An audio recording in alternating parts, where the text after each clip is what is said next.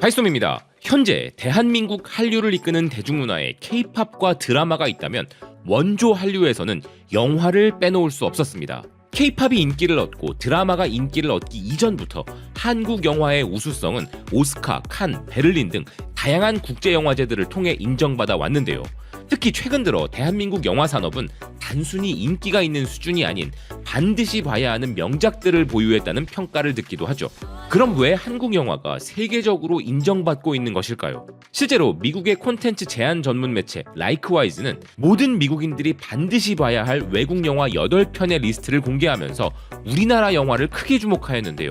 리스트 가장 맨 위에 박찬욱 감독의 올드보이, 세 번째로 봉준호 감독의 기생충, 7번째로 이창동 감독의 버닝을 꼽은 것입니다. 할리우드 영화를 제외하고 꼭 봐야 할 영화 8편 중에 3편이 한국 영화라는 것 그 자체만으로도 세계 영화 산업계 안에서의 우리나라의 영향력은 여실히 드러나고 있다 할 수 있는데요. 비단 미국뿐만 아니라 스페인 매체 에르쿨레스 디아리오는 한국 영화를 특별하게 만드는 요소는 무엇이며 한국 영화가 왜 세계를 정복하고 있는지에 대한 특별 기사를 보도했습니다. 기사는 지난 10년 동안 한국 영화가 할리우드에서도 입지를 다지는 등 전례 없는 국제적 위상을 달성한 것은 놀라운 일이 아니라고 이야기했는데요. 수년에 걸쳐 한국 영화들은 훌륭한 스토리를 전달해왔고 흠잡을 데 없는 품질의 영화를 제작하는 놀라운 능력을 보여주었다는 것입니다.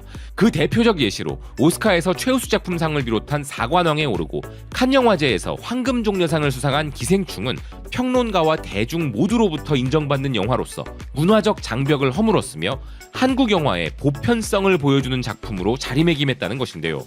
이러한 성과는 한국 영화를 전 세계 관객들에게 선보임으로써 한국 영화 특유의 스타일에 익숙하지 않은 관객들도 한국 영화를 감상할 수 있게 해주었으며 이런 장르를 좋아하지 않는 사람들의 인식마저 바꾸어 놓았다는 것입니다. 한편 한국 영화가 아시아의 문화적 영향력을 보여주기 이전 이와 유사한 예시는 바로 일본의 애니메이션이었다는 기사는 미야자키 하야오의 히트작 덕분에 일본이 문화적 영향력을 발휘했다면 이제는 한국 영화들이 그러한 국제적 인정을 받고 있다는 것인데요. 기생충 이후에도 한국은 연속적으로 좋은 작품들을 계속 만들어내고 있음을 잘 알고 있다는 기사는 한국 영화만의 특별한 점이 이런 훌륭한 성과를 만들어낸다고 평가했습니다.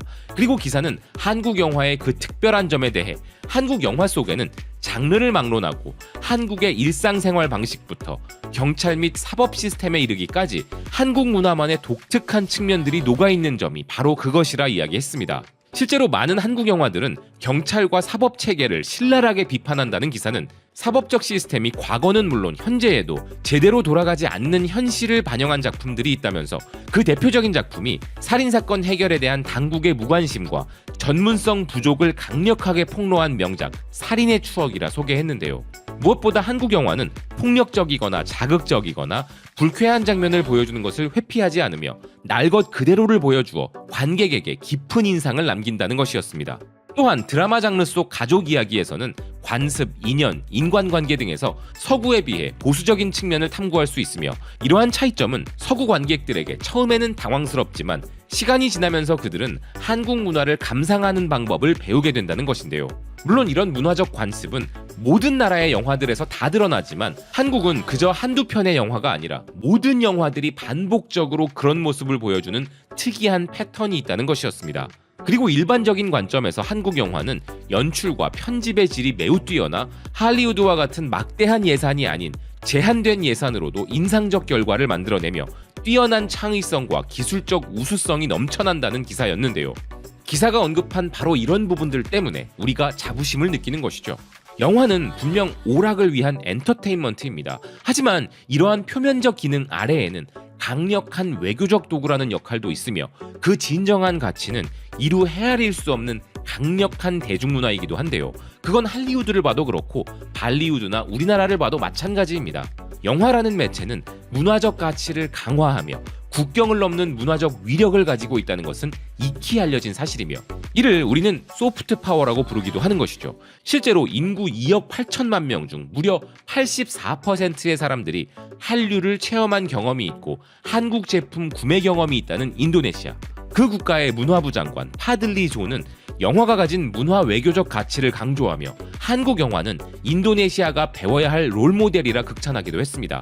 그는 영화야말로 문화를 국제사회에 소개하는 가장 효과적인 미디어라면서 영화는 문화 외교의 도구이자 문화 홍보 그 이상으로 매우 중요하다고 강조했는데요. 한국이 바로 영화를 가지고 세계 여러 지역에 한국 문화를 침투시키는 등 영화를 잘 활용한 국가의 대표적 사례라는 것이었습니다. 뿐만 아니라 남아프리카 공화국의 매체 가젯은 한국 영화의 세계적 성공은 남아프리카 공화국을 포함한 국제 영화 산업에 6가지 교훈을 제공한다고 이야기했는데요. 첫째로 한국 영화는 한국의 문화적 뿌리를 지키면서도 이를 세계 모두가 공감할 수 있는 보편성의 장치로 사용한다는 것입니다. 둘째로 제작의 유연성을 장려하는 국가가 바로 한국이라면서 한국 영화의 민첩한 제작 과정은 창의적 자유와 적응성을 허용하고, 셋째로 한국 영화는 스토리텔링에서 예측 불가능을 우선하여 궁금증을 유발시킨다는 본질로 관객을 사로잡는다는 것이었는데요. 또한 넷째로 한국 영화는 캐릭터와 스토리라인 개발에 배우와 감독 간의 열린 소통을 장려하여 더 섬세하고 매력적인 연기에 기여하지만 그렇다고 해서 서로의 합리적인 선을 넘지는 않는다고 이야기했습니다. 마지막 다섯째로 한국 영화의 위력은 근면함과 신뢰에 있다는 기사는 한국 영화 제작에 참여하는 사람들의 뛰어난 책임의식과 직업윤리는 팀 역학과 생산성을 개선해낼 수 있다고 소개했는데요. 이렇게 한국 영화의 국제적인 위상이 높아지고 그 영향력이 커졌음을 보여주는 또 하나의 증거는 바로 한국의 고전 영화들까지도 높은 관심을 받는 시대가 되었다는 점입니다. 영국 런던 기반의 국제 패션 및 문화 전문 매체 어나더 매거진은 기획 기사로 한국 영화의 황금기 영화를 소개했는데요.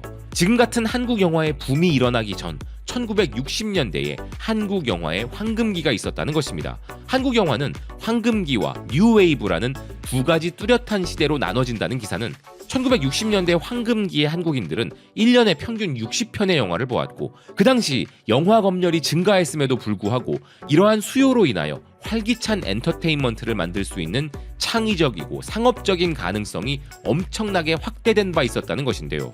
한국 영화 황금기의 추천작으로는 유현목 감독의 오발탄을 소개한 기사입니다. 그러면서 오발탄은 한국의 뉴웨이브 영화들인 이창동 감독의 박하사탕, 박찬욱 감독의 복수는 나의 것, 봉준호 감독의 플란다스의 개보다도 앞서서 사회적 권태감과 고통의 심리에 대해 날카로운 시선을 제시했다는 것이었는데요. 이처럼 현재 국제적으로 인정받는 한국 영화들의 힘은 한국 고전 영화에까지 연결되는 부분이 있음을 주목한 기사였습니다. 이렇게 우리나라는 영화를 참 좋아하는 국가입니다. 온갖 검열과 말도 안 되는 규칙들이 있었던 시절부터 영화를 사랑하고 발전시켜왔기에 오늘날 한국 영화 위상이 이와 같은 위치에 오른 것인데요. 개인적으로 한국 영화의 진정한 힘은 높은 한국 관객의 수준에 있다고 생각합니다. 요즘 한국 영화는 많이 어렵죠.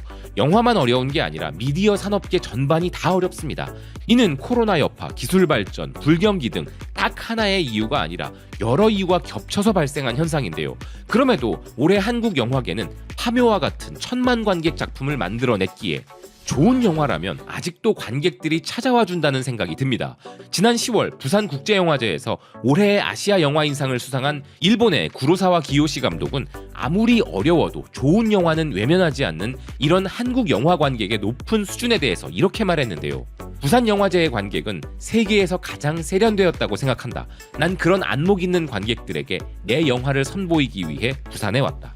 또한 매드맥스 시리즈로 탁월한 액션이 무엇인지 보여준 조지 밀러 감독 역시도 방한 당시 봉준호 감독과의 대담에서 이런 말을 남긴 바 있습니다. 난 주로 영화나 TV, 스트리밍을 통해 한국에 대해 많이 알게 됐다.